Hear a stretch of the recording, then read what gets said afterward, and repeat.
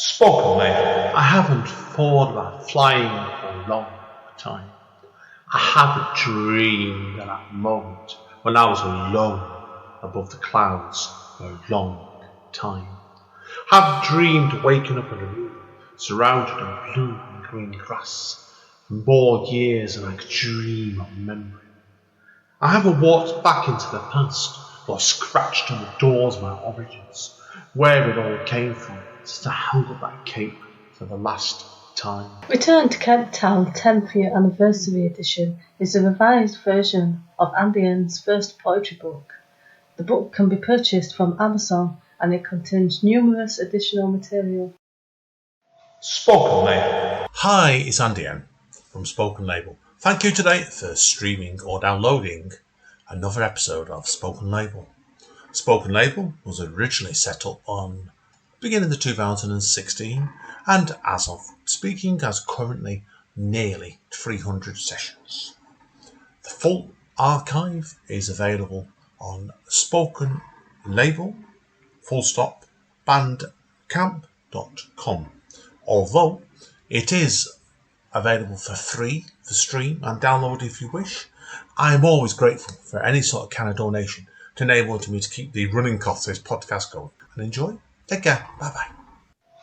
Hey guys, Andy N, Spoken Label, back in the house on a Sunday afternoon. So yeah, nice day today as well. Went out for a walk this morning. It was surprisingly quite hot because it is end of October. Right, okay. Yes, we're over to the Manchester areas today. We have a young writer with me who's been to my speakeasy night, which I co-run with Stephen Mandra a couple of times over the last couple of months, and just blew me away. Really, really good writer, young writer. And I sometimes when I get writers on, I don't think they realise how good they are sometimes. I think this is the case of this young lady today. Brilliant stuff indeed. We have a fantastic Connie Rigby with us today. Now, hi, Connie. How are you today, first of all? I'm good today, thank you. Yeah, I'm doing well. Good, yeah. And you've just been telling me before, haven't you? Been out to Edinburgh last night as well for one day with your friends as well. Yeah, I got back late last night, drove back in some rain and mist, but it was a really fun experience, yeah. Definitely, it's a place I've got to go to in the future, I must admit to you. So, but we'll talk about that more off camera because I'm not going to throw you on the spot on that one. So, okay, yeah. Now, obviously, this is to talk about your poetry mostly. So today, but like I said, it's so take us back in time then. So, where did your creativity come from originally? Because people will research you, they will find out you're from the Saddleworth area, aren't you, originally? Yeah, I am. Yeah, I was born and raised in Saddleworth, and then moved out first when I was 18, so I was there for a long time. I think I first began writing poems when I was 18 and I was living in Sheffield for university. But before that, I have always been a creative person and I've always really enjoyed writing. I come from quite a creative family, so I think that a lot of my creativity and my value for arts and like cultural things comes from that. I mean, it's not so much creative family, but I've got two very creative grandparents, and I'm very close with them. So, really, yeah, brilliant. Yeah, that's always good. That you get I think it's great because if you get an encouragement from one side of your family, it makes a big difference to you when you get going. Because on my family, I've got a nephew who's a little bit younger than you, and he's got into acting. But like my direct family, all my family are readers. But certainly not writers, so that makes sense. So is that what you find yourself? Is it because of the encouragement from your grandparents? Do you think it proved a big influence on you when you're growing up with your writing? I do. Yeah, I do. I think my granny would always tell me that I could do something creative, and that she would always like give me poetry books and say, "Look, this could be something that you did if you wanted to." So I think it was that. Not like it, you don't realize how explicit it is when you're older, but when you're younger. But like now I'm older, I can see like that the creativity that she has is definitely passed on to me. Yeah. Oh, brilliant! Was there any sort of poetry books you were growing up that stuck in your head really that she actually got you passed on to you? Yeah. That's a good question. we used to read this one school textbook because she used to be a school English teacher. So we'd read this one school textbook, and I can't remember the name of it, but they taught it for like GCSEs back when she was teaching. And we'd go through that and read it together sometimes, but we wouldn't like talk about the poems or anything. Sometimes she'd like give me a bit of biographical information about the poets, but mainly I would just like read the poems out. And it was like the practice of reading a poem came from then. Like I did a lot of acting as well when I was younger, but stuff like that, like reading a poem, like, yeah, I think those poems inspired me. I realized how nice it is to read a poem. And I don't think when I write much for musicality, but you like knowing that I was reading when I was younger, it makes sense, you know. Yeah, I think it does. I think you've got to be able to read before you do jump into poetry, because I've seen that some people Yeah. I know where they've just started writing poetry and they didn't have any sort of idea of the background behind it. And I think it can show quite quick sometimes. It can. No, I agree with you Yeah. completely. Now you told me obviously off mic before that you hit into already. You did you what get my words right now. Your degree in Sheffield, didn't you? And you started writing when you were 18. So Yeah. Yeah. what started you? Was it because of the environment you were in at university that got you writing, was it?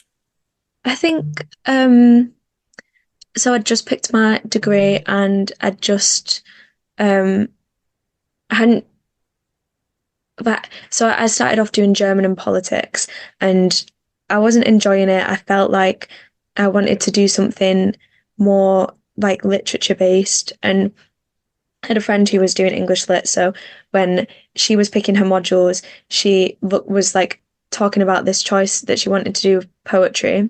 Um, and like so it was poetry writing, and I thought, oh, I really want to do that. So then I went and like signed up for the module quickly last minute, like the last day that you could do it, and I didn't get onto it, but it was like realizing that that was something I could do.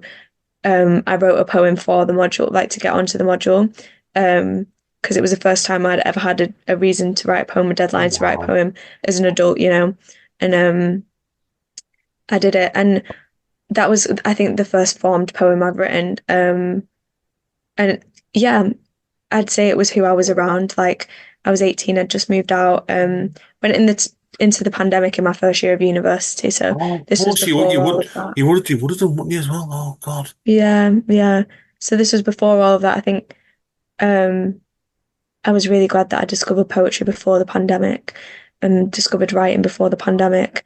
Not that I was necessarily a like really frequent white writer in the pandemic, but um, it felt like there was a click, and I was like, okay, this is my like value as creativity. Like one of my values in life is creativity, and it felt like I had a purpose for it after wrote that first poem. Yeah. Yeah, I get you completely with it. It's my case of what I started when I was 10, would you believe, right? Now I'm 52 now, so it started when I was a kid. But yeah, I think sometimes if you get the right trigger, the right environment, and it starts the onrush off, I think that's what happened to you, and I get you completely with that one. So indeed, so now, so obviously did you write then throughout your time at Sheffield? Then did you, or was it just been patient building really? Yeah. Yeah, I did. So I wrote a few in that first year.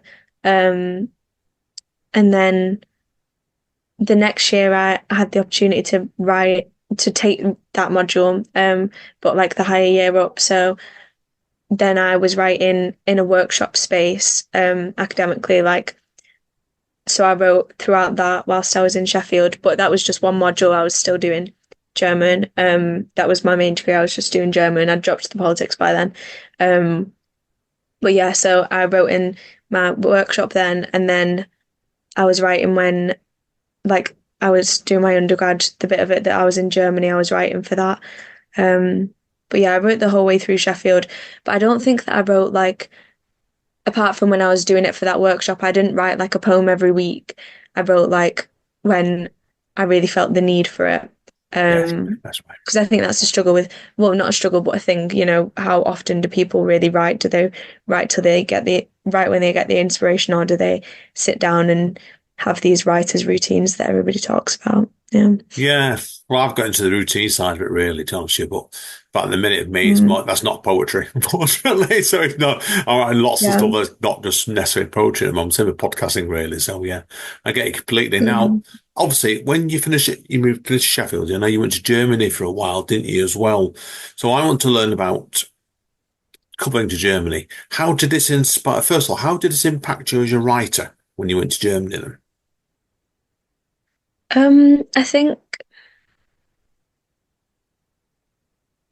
if I were to look at the poetry I was writing before Germany and the poetry I was writing in Germany, it was definitely what I was producing when I first moved to Berlin, um, was edgy stuff, like more edgy than I'd written before.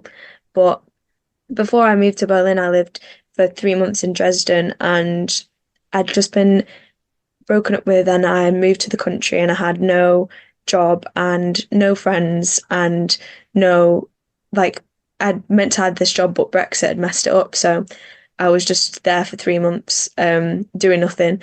And yeah, when I was there, I wait, what was I saying? Um, yeah, when I was there, because I had nothing to do, I like that's when I first had the like writer's routine going, and I wrote every day. And I think there was a lot of solitude in that moment in the first stint in Germany. So that was the 3 months in Dresden. There was a lot of solitude, and I wrote um, not about my environment or anything, but I think situationally I was inspired because I was working things out for myself a lot.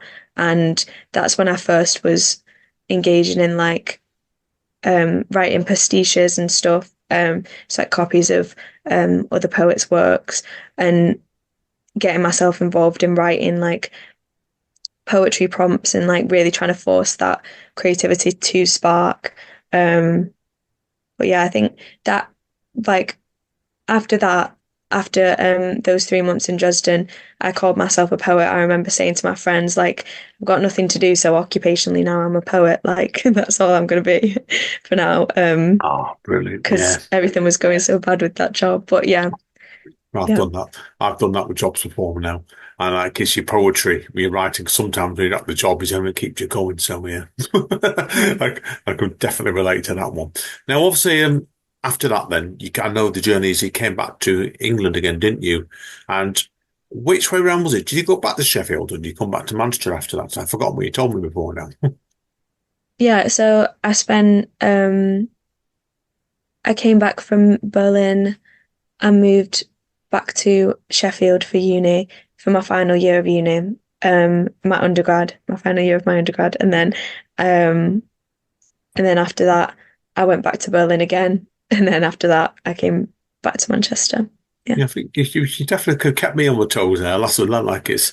You could argue if you were Mm. Jewish, I'd say you're a wandering Jew, but you've been a bit of a wanderer there. Definitely, well, that's fair play to yourself. Yeah. So, throughout your times at uni, then was there any sort of writers that really made an impact on you during your time that you think impacted your work? Yeah, I think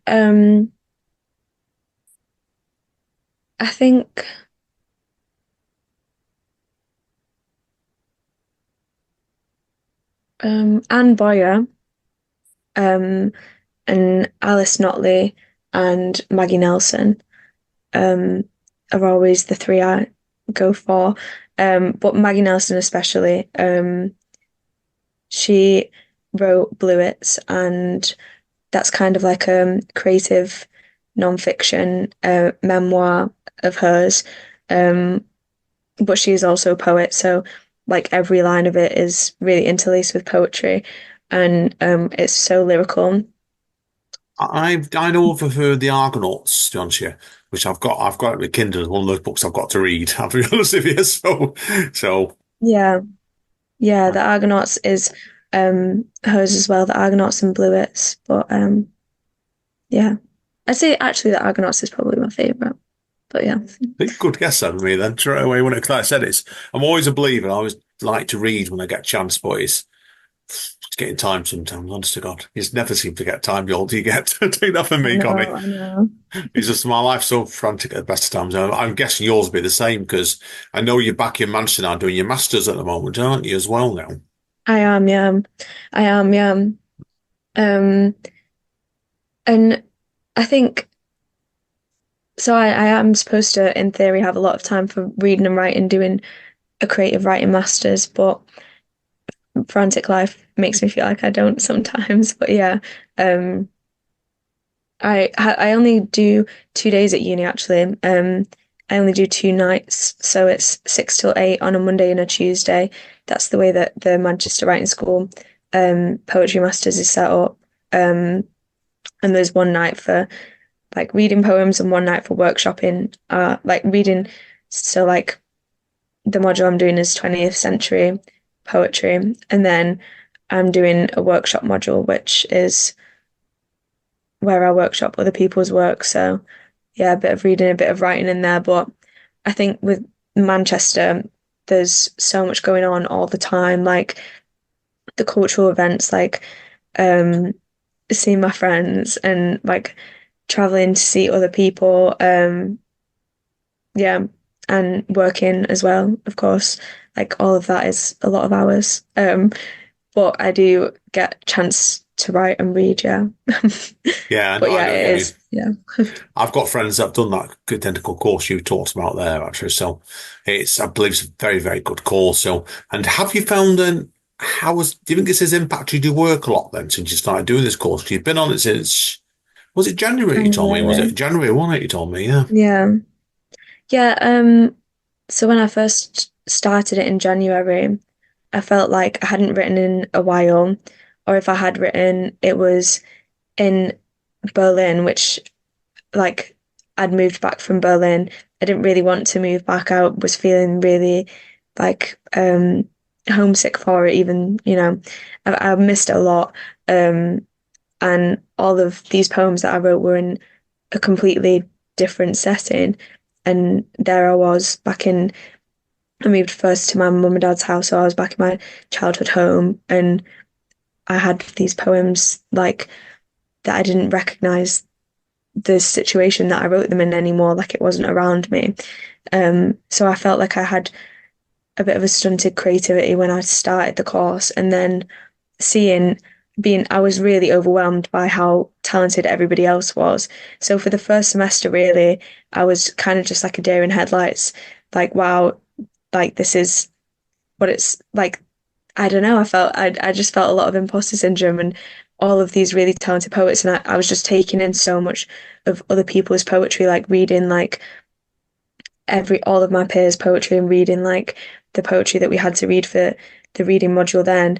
So when I was writing, I wasn't I wasn't writing that much, to be honest with you. I found it really hard. I think I went through a bit of a dry spell that I've only just really come out of in the past like month or so. Yeah. Yeah, I think writing's like that a lot of the time, like you said before, and I do agree with what you said. You're always, as a writer, you can have more fruitful times and then dry times, particularly with poetry, because have you found it with poetry? It's always been feast or famine, haven't you, then, I presume? Definitely, yeah. Yeah. Yeah, same for me, because I've had spells like that. And it's like, well, to be honest, after I completed my last book, I thought that was actually me done, to be honest with poetry. I was going to write other stuff, and it sneaks its way back into my life, as it always does. So, yeah, I know what you mean with that. Now, obviously then, where do you see your creativity taking you next? And do you have any sort of plans leading you forward for this? Yeah, I think I see it taking me well, I need to write my dissertation first. And for that I need to know like have a cohesive topic of like to put under my poems under, but I don't have that right now. But that's okay. I think I'm just happy that I'm in the feast and not the famine right now. Um, so I'm like happy to be back on it. And I think like after my course, I will just have to always be writing then, but in a different way. Like it'll be a different way. I won't be writing to produce with other people. I'll be writing for myself, and then hopefully I'll keep up a good speed of it. But yeah, like I think for my goals for my creativity, I don't necessarily see myself like reaching to become a published author, like a published poet, like with my own pamphlet or my own book, like anthology, like anytime soon, really. But I want to always have it to go, like I want to always be able to write. I remember someone asked me yesterday, so like, what do you want to do when you're older? And I get that question so much, especially if you ever work in a British pub and you're like young 20s and you're doing a creative degree and they think that's your whole job. They're always asking you, so what are you going to do when you're older if you're doing a creative writing degree? Oh God, it's ridiculous. But yeah, I got asked what I wanted to do when I was older, and I said honestly, I just want to be able to write every day, and the rest can just come, like, be whatever it is, you know. Like I just want to be able to write every day, or not even every day, but to be able to consistently produce writing and consistently call poetry somewhere I can like rest my head, you know, to like recharge or rethink or like produce more. Yeah, but I Yeah, don't think yeah, I don't think writing a book is something I want tomorrow. But yeah. no, it's the same for me really because it was I did my degree when I was 28 to 30, and it was 22 years ago now. I did do my first book tour about 12 years later. Mm. I first did Amner for the first time my first book came out, and it was like I needed that space after uni for me to sit down and just work out the direction my creativity is going to take me next.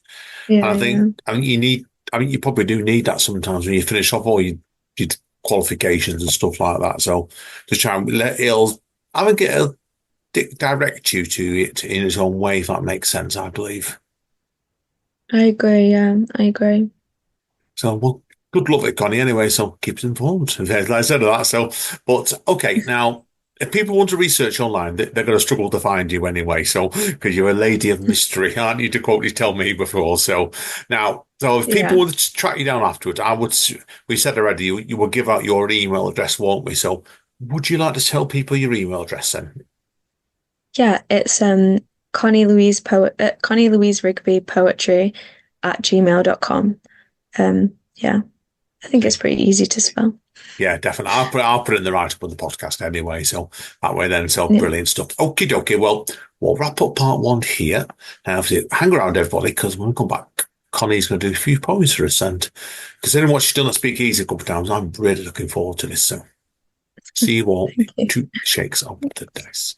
Spoken label. Hey guys, Andy N, Spoken Label. My friend, the wonderful Connie Rigby. Connie is going to do 3 pieces for us now. And she's been telling me off mic already but I think these are going to be quite different pieces as well, so which is always good. So take it away, Connie. Yeah, so this is my first piece, and this will be the one that you've heard before. It's called Fancy a Cup of Red Nail Polish. Tie me up and throw me out the window. Mid-fall, when I'm beginning to enjoy the rush, throw me down the same rope and let me pull myself up embarrassingly, whilst people watch me struggle to ring the bell. Then smash the bell apart as soon as I can reach it, and drop the clapper on my foot, breaking the nail of my big toe. Then we will hug, and you will make me think that you are useful, as you teach me your tongues. And whilst mopping up my red nail polish that drips off of the dead nail, it takes a while for me to get back used to you. And once I do, I'll spend too much time in your sweaty room, wishing you weren't so selfish. My relationship standards sure are high, and I bypass them all for you and your tongues. But a fucking cup of tea would be nice. I sat across you on tables all over this city, looking at you with distrust. I learnt to drop the disgust. But when you step on my other toe and ring a bell in my ear, it sounds like you're taking me to Stockholm all over again. This is hard for you, I know, and I understand everything all 3 of your tongues say since you attach them back to your brain again. But you still shock me when you pour a cup of red nail polish into my hair and don't tell me until it's dry. It's really interesting. Yeah, I do remember that piece of Speakeasy as well. So I don't, obviously, I'm always very reluctant to ask people like the context of very personal poems like that. But is there anything you want to tell us about this piece? Because obviously, you said that I know you've been to Stockholm, haven't you, from that piece? So what was your experience in Stockholm and like? Well, no, I actually hadn't been to Stockholm. Oh, hadn't you? No. Oh, that's good writing, Yeah. that then. You caught me out there. Yeah. Yeah, I guess when I said it sounds like you're taking me to Stockholm all over again, um, I was referring to like the feeling of Stockholm syndrome that you get in Oh, a relationship. I Yeah. should have got that. Yeah. Yeah. Stupid writer syndrome. No, that's I've had people say that before about this poem that they've which I think is what makes it good, isn't it? Like when the lines between like what's literal and what isn't is a bit blurry. But yeah, I think this poem I wrote it when I was in Berlin. Um it's obviously about a relationship that I was in. I think I when I wrote this poem, it literally like flew out of my pen and um like in the day I was like so angry and so pissed off at this person. I like wrote the poem really quick and then I went to a spoken word event that night and read it like fresh from my booklet. And I remember like the thrill that I got from that, like it just felt like such a release of energy for me. And the people like it got a really good reception and yeah, so I really like that poem for that. I think I'll always take it to a spoken word thing with me and know that I can if that I can read it and feel confident reading it, you know? Yeah, of course. No, I get Yeah. you. Do you find in with a lot of your writing, is it more like, I know there's various ways you write. I tend to find with my poetry, I tend to be very measured of it. I think I've been for years now. But occasionally poems do sneak out on the first draft very, very quickly. That almost like your heart's telling you need to get this out quickly. Was that a poem like that then, really, was it for you? Yeah, definitely. It was the first draft that I'd read that night, when I went to the spoken word, and then I think it's been through a couple drafts since. But I think when drafting a poem, it's hard to know when to stop, really. Um, I think I'm still learning that, like when to stop and also when to call it quits because you're confident with it. I think it can be an issue of confidence, but this one I felt really confident with it, so um, it needed little drafts. I think, yeah, I agree with you like completely with it that. didn't need that many drafts. That's what I mean. Yeah, Yeah, I know what you meant. Yeah, sometimes you do with poetry like that. It's I think sometimes as writers we're our own worst critics sometimes. And we can like go on we can probably overdo a poem sometimes. And sometimes if you follow your initial instincts, it probably carries you better. And that's a great piece, actually. It felt raw to me, it came across to me, very well wrote, but I could tell like the original draft, you probably nearly nailed it on the original draft, I suspect. yeah, I think, yeah, it was this poem. I think is about like what makes it work for me is the imagery and that all started in the first stanza and then from then it was like it follows a nice narrative so it was pretty easy, you know. I didn't need to stretch to make it like very creative or artistic or anything because it already had that like good imagery and then the meaning was like the narrative meaning was pretty easy from there, so yeah. Great stuff indeed. So, okay. Right. My pet saying that you've not heard this me say this before yet is less of me, more of you. So back to you for number two. Okay, cool. um so this one is a very new piece, and it's quite a bit shorter, but it's called Cold Streets, Warm Nights. Um, when we are home, the darkest it will be is night, but gaps in blinds still let in light. Where would you like to go, my shats? Let's go and roam. The red wine trails, cold streets, and is sweet tonight. Had we walked alone today, we'd never know the aches we are feeling in our bodies tonight. Hold my hand, shats, I do not feel my own. As we drink together under the stars, I breathe tonight. Oh, I love the ending of that then about breathing at the end of the piece. That's a really, it's like it's give it like a refrain at the end of it there. That's a really nice piece, that. It's the tone of it Yeah, is very different to the first piece as well there. So you said did you say this is a much newer poem, this one then, this new one, second one? yeah, this one's much newer. I think there's a couple of years time gap in between them, yeah. It's beautiful. So what inspired you to write the second poem then that you couldn't talk about? Um, well, it's based on a um so I found this Arabic form. I hadn't discovered it before, but um it's called the ghazal. Is that how you say it? Ghazal? Yeah, Yeah. I've Um got an Arabic friend and she's talked about these poems before, so yeah. yeah, um it's like a form of a love poem, and I was just exploring with different forms. I looked up how to do that, and um this isn't a ghazal, like this doesn't actually fit that criteria, but that's where I started from. I just started playing with couplets and playing with like repetitive rhyme, and I think yeah, that's how it came. I was like started by wanting to know a new form, and then I didn't quite fit the form, but I didn't want to push it to be that because I think it's quite a difficult form to understand actually. So Yeah, we're not going to yeah. tell people, we're not going to go through it with people because, yeah, I've had a go at it. And the best way to put it would be, Connie, to you, once tried, never again. That's the best way to put it for me. But yeah, have you got any sort I know there's lots of various forms in poetry. Is there any sort of forms that you like going back to sometimes? Um, no, I don't think so. I think I feel safe when I know that I can put something into non-rhyming couplets. Like Yeah. if I was workshopping a poem with someone and someone was like, "Oh, but this would work out in couplets," I'd be like, "Oh, yeah," and then I don't have to think about it anymore, and it could be nice. And yeah, but I think I only feel that slightly. Um, I don't feel much like I'm attached to any particular form now.